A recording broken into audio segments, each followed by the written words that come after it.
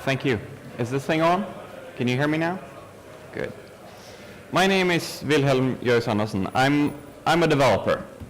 And unlike most people here, I'm not part of the Church of WordPress. When someone asks me what is my favorite content management system, my answer is none of them. I don't like any of them. And that's the premise of my talk here. So when I'm shitting all over WordPress today, I'm shitting equally much over everything else. So it's not just you, it's everyone. So a little background first. I used to work for Opera for 7 years. I used to build web browsers. It was my responsibility in the end there that the browser actually worked, which it mostly didn't. But it was my job to make sure that it did. So I was working on this browser. 10 years ago, I was working on putting a web browser on this one. This has less computing power than your toaster, but we managed to make the web run on it anyway.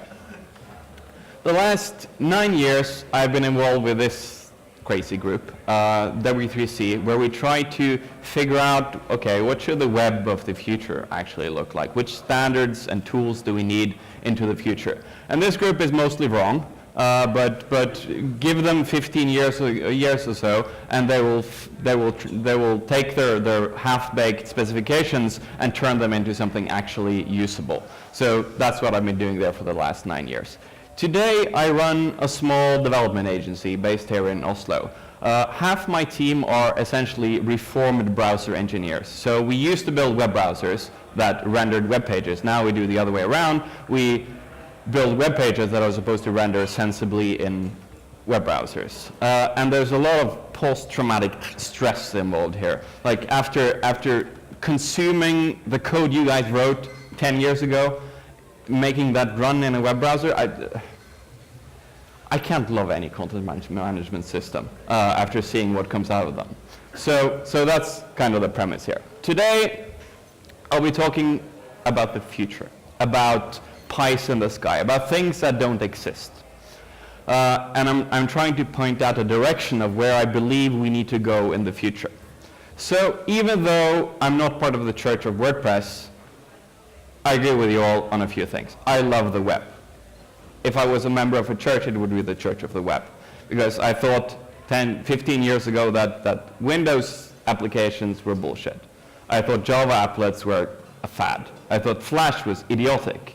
Today, I think native mobile applications are stupid and a waste of money, and I think the web is what's going to be with us for a very, very long time. Continuing on that note, I love Unix. I love the small, self-contained programs that help us do our work well. I think Unix is the platform that allows us to make the best services and the best tools. Every time I end up with corporate shells in the Microsoft world, I think I'm allergic. So we speak the same language on platforms and those bits. I also love free software. I believe that the infrastructure that underpins the web needs to be free. We need to work together on building the tools of the future and the current tools for that matter. And I love doing work that actually matters. It's wonderful to be a developer. With a few lines of code, we can actually make a real difference for real people in the real world. So I've been working the past 4 years on the Great Norwegian Encyclopedia, which is a Norwegian equivalent of Encyclopedia Britannica. And it's nice to work on something that helps school children through the day, help them do their homework. I love when I can work on tools that make life a little easier for people with a terrible disease, help them through a difficult time. This is the work that matters to me. I love when I, with a few lines of code, can help analyze what's important to people, when we through software can help build better policies, better political policies for this country. But most days at work, they don't look like that. Most days at work look like this, where I spend my work days fighting some big, horrible computer system that someone else built with wrong assumptions, and I have to spend my days fighting it to make it do what I need it to do. And sometimes I'm embarrassed sending invoices to my customers. I spend a day building the nice feature they need, and I spend the rest of the week shoehorning it into the piece of shit content management system, whatever it is it needs to work in. I want to remove as much of the last part there as possible and deliver real value. There's a lot of frustrations here. Some of the biggest frustrations comes when you try to make computer systems talk to each other. Say you have this Walrus, the CMS, and you needed to talk to something else. You take in new orders or new members for organization, and you say, hey, you other system, I have a new member, I want to put it into you. And the other system doesn't speak JSON or anything else sensible. It speaks some Windows-based soap shit. And then it's like, no, I don't want to talk to you. I hate that stuff. I hate when the content management systems assume that my content fits into this damn thing. I could talk for an hour about that in itself. This is an abomination. In which universe do you need in the same tool the tools for making complex mathematical symbols and smiley faces in the same document? And even with all these features, the content I need to put in here, it doesn't fit. I'm working with a customer who has these things. This might look cryptic to you and me, but this is a table over different types of drywall. And if you're an architect or a construction engineer, you can look at this and you can read like the matrix. You can see, oh, I need to build a room a wall that can withstand fire for this long and suppress this much sound. Well, there are all the parameters. You can look at this and you can understand it. But shoehorning this thing into a content management system it's a nightmare. And especially if I'm trying to shoehorn it in here. Then there are other assumptions. That's the biggest issue with all these systems that I encounter. They have all these assumptions. They assume, for example, that you're 3 guys in an office and you have a simple content structure of maybe you have a home page and some products and there's a people and there's a contact page. But then it turns out the project you're working on is very, very different. Let's say that you have 200,000 articles in 2,300 different categories maintained by 500 different people. How do you deal with that? So I find that if you follow the steps that the content management system assumes you will, you're fine. At the moment you deviate from that, you're in trouble, and it's going to cost you. So I notice again and again with my customers that they don't understand that they are unique and beautiful snowflakes. That tool for editing complex tables about drywall, well, no, that's not a standard feature. I'm sorry. No one has built for that yet. And the way the different systems, I'm not saying any names here, but the way different systems has tried to adapt to this is to take into account all the weird shit that all the people in the world want to do. So in the end, they feel a bit like this. I want to hammer in this nail, but my hammer comes with a wine opener and a screwdriver. And I guess that's nice sometimes, but most of the time, all that stuff is just in the way. So I see that by trying to be everything for everyone, CMSs have made the easy stuff easier, but the difficult stuff more difficult. And again, this is not a WordPress problem. This is a CMS problem. This is lots of people using the same software problem. And I come to this conclusion through a lot of pain. Like everyone else, I built my own CMS right before WordPress came into existence because there wasn't anything back then. I inherited another. The encyclopedia has its own home-baked Rails application that someone else made, and we tried to port the content to something else, but there was no fit. So since then, we've had to maintain a custom solution there. And I've used many, many more. The recommendations I made for customers for picking a CMS in different contexts, the list is very long depending on the actual requirements of the customer. Heck, I've even recommended Episerver to a customer because I had a Windows ecosystem and the system needed to talk to each other. It was a world of pain, but sometimes that's what's needed. But the clearest conclusion I have out of this is that the CMS of the future needs to do less, not more. No try to solve all the problems in the world, do less. We need to find the one common denominator between all the different things we want to do. That's the feature set that is so small that you can actually reuse it across everything without the concepts breaking apart. And what is that tiny, small thing that we can actually sensibly do for all projects at the same time? Well, to get there, we must first forget that Microsoft Word ever existed. This is a horrible anti-pattern and it needs to die. This is not a document. This is a type of drywall. this type of drywall has certain properties. It has a name, it has a height, it has a width, it has a fire class, it has steam resistance, and a bunch of other properties. If we store these properties, we can think of them a little bit like ingredients. If you have in your cupboard a bunch of ingredients that you store in a sensible way, without mixing them together first, you can turn them into anything. You can take the same data and put it in your product catalog. You can take the same data and put it into your inventory system. You can take the same data and publish it on your website. Similarly, my good friend here, she is not a document. She is a person. She has a name, she has an email address, she has certain areas of expertise, she has certain projects that she worked on. This is structured data. This is not documents. And with these ingredients, we can output the same data and put it on our business cards. We can generate the CV automatically, and we can put things on the website. And the website is only a small part of this. So the question is, for most projects, what are your ingredients? Well, if you're a university, your ingredients will be university courses. They will have a name, they will have a building where they happen, they will have a professor, they will have a bunch of other things connected to them. If you're a hotel chain, well, then you have different types of hotel rooms. They have a certain size, they have certain features. If you're selling electronics products, those are your ingredients.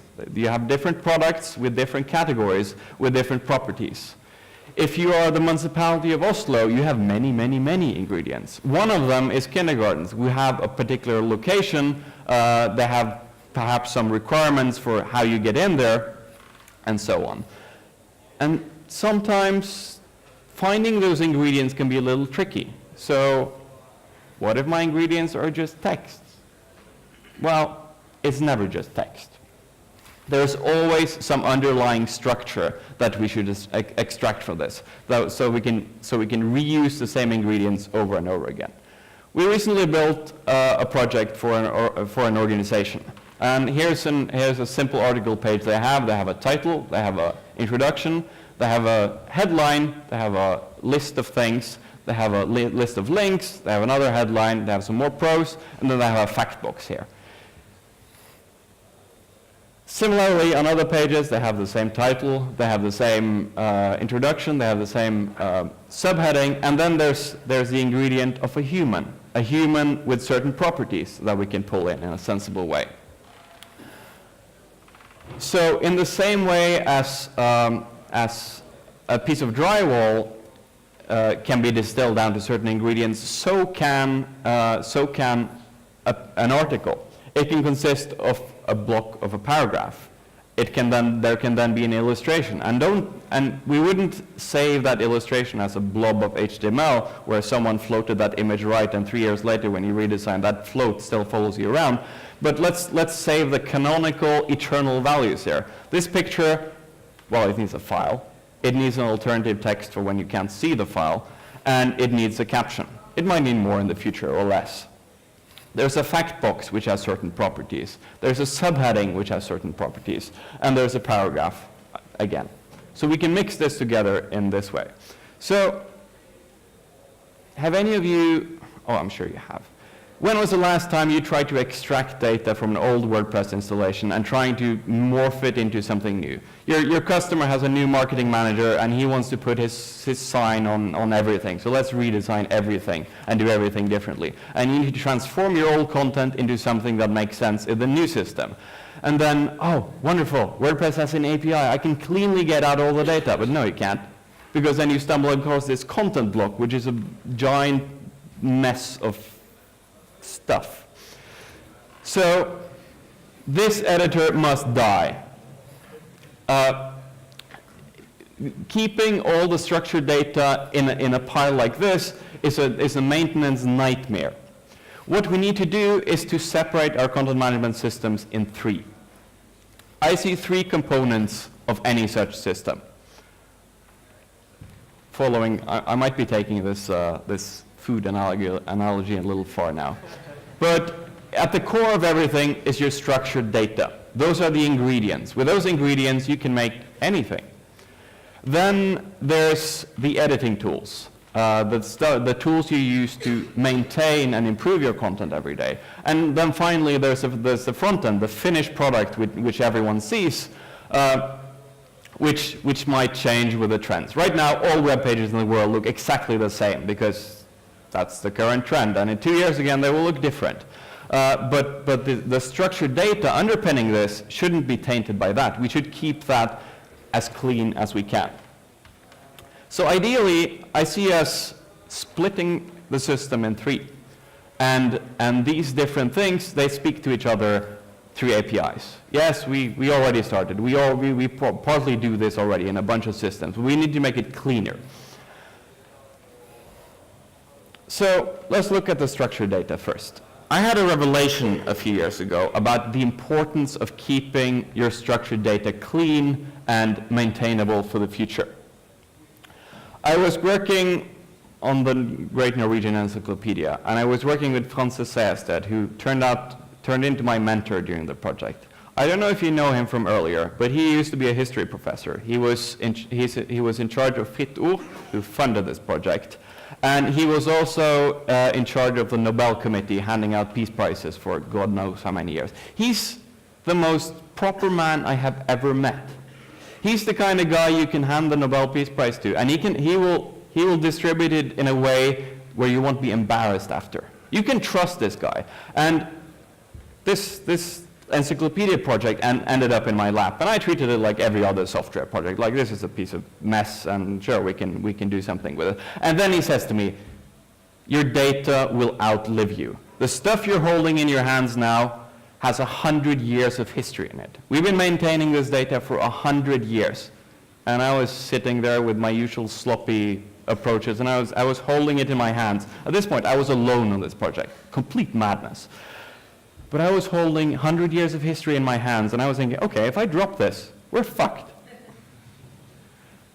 And I kept thinking, okay, if this project has lasted for 100 years already, well, it should last for another 100 years. It should last for another 200 years. And that gives certain implications for how we should treat that data for the future. How can we store this data and maintain this data in a way that my grandchildren can still use it? That was a revelation for me. And as I noticed this pattern, I saw it more and more places. The drywall company I was talking about, they've been around for 40 years now. They'll be around for another 60, okay? Then we're up to 100 years again. The product catalog has the same basic features now as it did 40 years ago. They have certain products with certain properties. And even though trends change and brochures change and medium change, the core data is the same. The core structure is the same. And as engineers, we like poking fun at all the old banking system and all the old systems in the public sector. And we think, ha, your system is from the 70s and written in COBOL, you're so stupid. Actually, those guys did amazing work. How much of your code will last 40 years? What is your legacy? Which of your code will your children and grandchildren be using? Probably not very much, because we're thinking in a 3-year perspective all the time. We need to flip that around. Our medium has grown over the years. We're through the teenage years now. We figure out what was stupid and what actually makes sense now. And now we can make the right decisions for the future, for the long term. So your structured data, you should build them in a way that can last 100 years. You should not replace them in 3 years when the customer's new marketing manager wants to redesign everything because there's some new trend that you need to adapt to. 100 years. In the other end of the spectrum, the editing tools, we can improve them all the time. And they shouldn't be dependent on the rest of the system. If the structured content is in a sensible format at the core here, we can update the editing tools every month. Heck, we can update it every day. And it shouldn't matter. It shouldn't taint the rest. And then, it's kind of in between here is the web front end, the stuff that the general audience sees. That's not going to last that long. Trends change, things change, and that's fine. But you shouldn't need to replace everything just because you replace this part. So we're back to this part here, where I believe your front end should be built to last 3 years, 10 years maybe, if you're lucky. I'm hoping for 10 years on the project I'm working on now, but you never know. But the structured data should last longer, and the editing tools you should update all the time. WordPress today feels a little more like this, where everything is in a giant pool of I don't know what. So if you want to replace one part, well, it's stuck in the rest. And I think me and my illustrator had a little too much fun with this one. But this is what it feels to an outsider who's not part of your church who work with this system. Although things are changing. I did not see Calypso coming. So Automatic has already ripped out one part of this and made it his own clean, proper thing on the side. This is a wonderful first step. But the cake on the left here is still a little sad. It's still a little miserable. But we can distill this further. And this is happening. I see this pattern of clear separation between the front end with the structured data and the editing tools is happening more and more places. WordPress is the big gorilla in the room. But some friends of mine are working on a CMS which they call Sanity. It's a completely insane system. It's a few guys prototyping a new concept which follows exactly this. And they've shipped a few things already. And the wonderful thing about this product is that the schema of the structured data is really easy to set up. It's a bunch of JSON files that you start out with in the beginning, and you can change them later if you need to, and add proper migrations to them. But from the get-go, the structured data is in a good structure. And that is something the rest of the industry should learn from. I don't think their CMS will be the one winning this war. There will be others winning, but we need to learn from what they're doing. And I was talking to another unnamed Norwegian vendor, actually, who it's one of the few CMSs that survived you guys. One of the ones that were built before WordPress was usable, and it survived further. So I was speaking to them in December. I was looking at their stack, and they were doing a lot of things right. They had their structured data in a sensible form. The rest was shit, but that part they got right. And then I told them, well, you should split this in three. You should have clear APIs, and so on. And I came back to them this month, and they had already done the work. Now they're following the structure I just described. It's not that hard. Further on, I believe the CMS market will split in two. There are the unique snowflakes, which are all big organizations. Anyone who has a big presence online. But then there are ones that are not unique snowflakes. The simple, uniform niches. Take restaurants, for example. Restaurants, to them, a website is the same as electricity. It's something they need, but that's not where their business happens. When you go to a restaurant website, you're asking yourself a few different questions. Well, where are you? Are you open? What's on your menu? And can I get a table? Everything else is noise. So what you could do for this particular niche, you could build the perfect system for just those people. Then we would, instead of 10 or 15 content management systems in the world, there would be 2,000, and that's fine. If you target the niche small enough that it actually makes sense. And I see, unfortunately, a lot of people out there trying to win on price. I see a lot of people whose business model is, let's make the cheapest possible WordPress sites. Well, I'm sorry guys, your time is up. Squarespace and the other out-of-the-box solutions will kill you. You can't compete on price. If you're going for the niche, you either need to build that robot or be killed by that robot. For the unique snowflakes, oh, there's plenty of opportunities still. They will always need development and hand-holding along the way. But for the really, really simple stuff, we need to automate ourselves away. And who's going to do this? Well, there's a wonderful thing about the WordPress community, which I don't see anywhere else. It's you have so much real estate. You control 20% of the web. You have a mind share that nobody else has. And I have customers coming to me, conservative, careful customers. They wouldn't say this 5 years ago, but they say it now. We've heard WordPress is good. We want to have that because it feels secure and like something we can trust. And like I have a PHP allergy, and every time that comes up, I'm like, oh yeah, sure, we can do it, but I'd rather not. But the mind share here is so powerful that even if you rewrite everything, that will still be with you. The other thing you have is that, I don't like this part, but WordPress can be used for everything. There's a lot of people who think, well, I have a problem. Okay, I can solve it with WordPress. I have this hammer. I can solve every single problem in the world with it. And even though you shouldn't, you already did. So if there's a problem out there, you've already solved it with WordPress.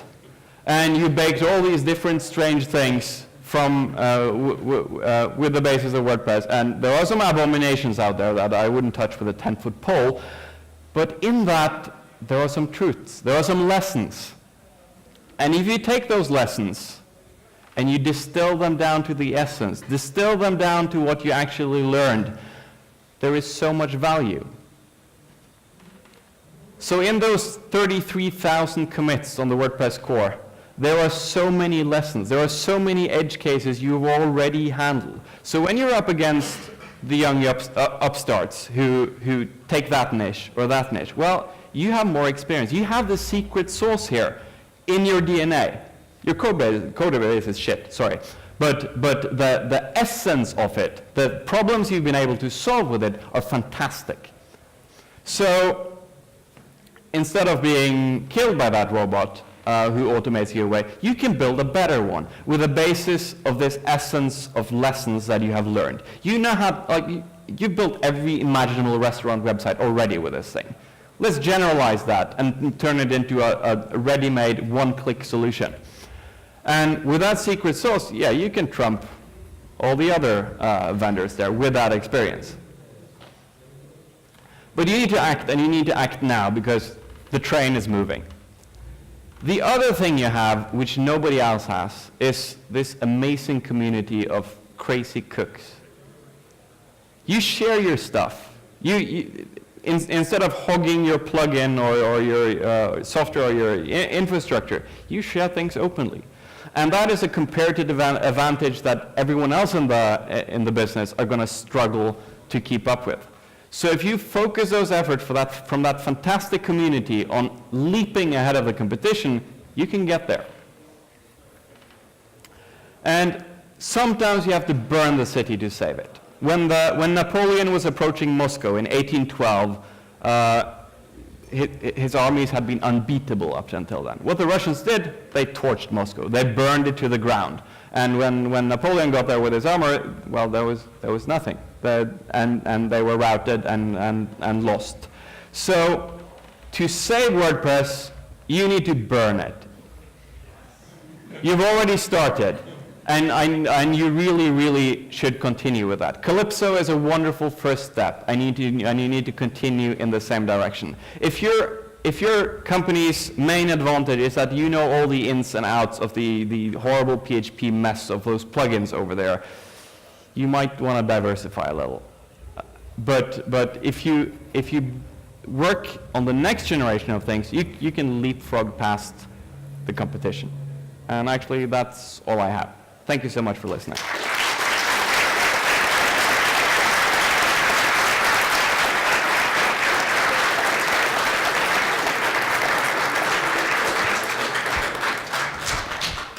Would you like questions? Sure. I'm early, I think, so fire away.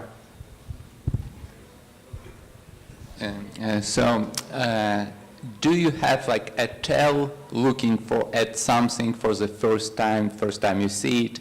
Is it a good data or bad data? Like, what's the first sign that this is like data store that is going to like work well with everything else, or absolutely not? Well, for the last part, if I see a big lump of HTML, you're fucked. So that's one extreme. On the other hand, think of all the places where this content will be used. So can you, if you're building the customer database, the employee listing for a big company where with contact information and so on, can you reuse that information on a business card? Can you use it? Can you put it into the phone book internally at the company? Can you generate CVs from it? That's a good, like, think of all the ways that you could have used this data. And then think ahead. When some idiot decides to redesign your wonderful design 2 years from now, how fucked are they going to be when they need to move things around? How tied are you to what you're building right now? So I'm not sure if that answered your question properly, but More or less, thank you. Thank you.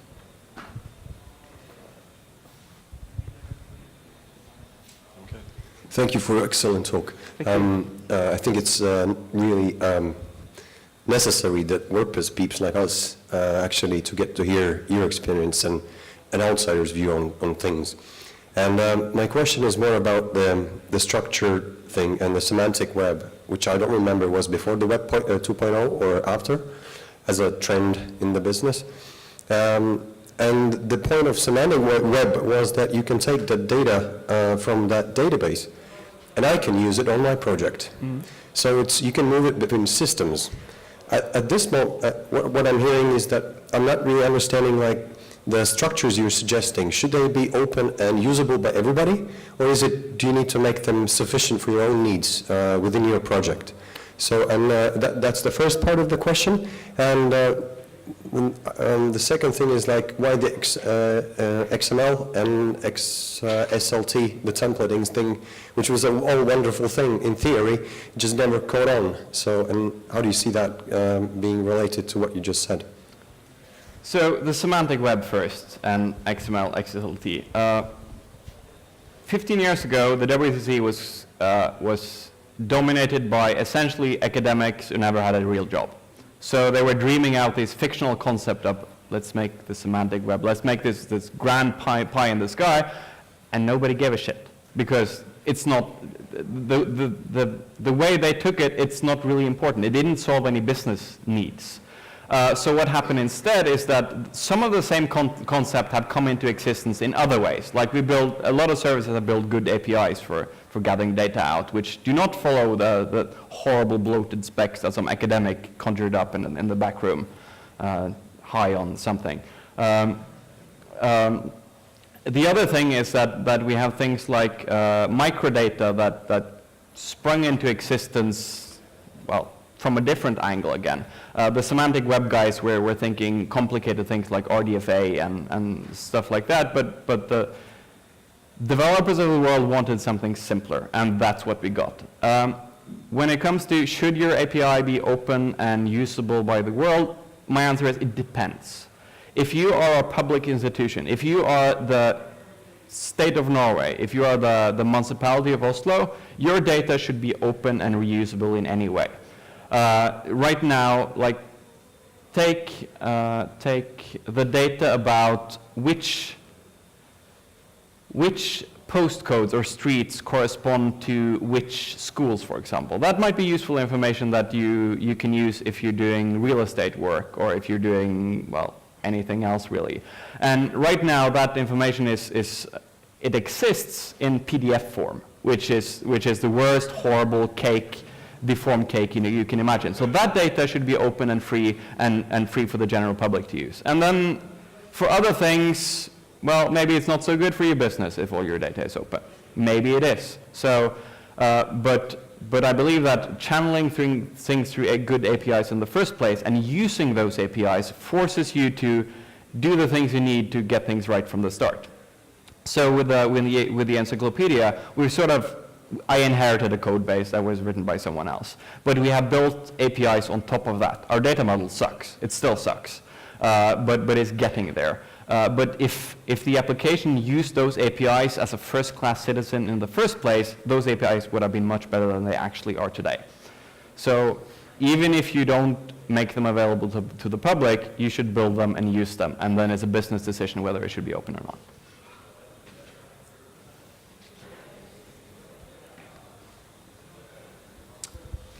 I guess that's it. Thank you very much, Wilhelm and Joyce Andersen.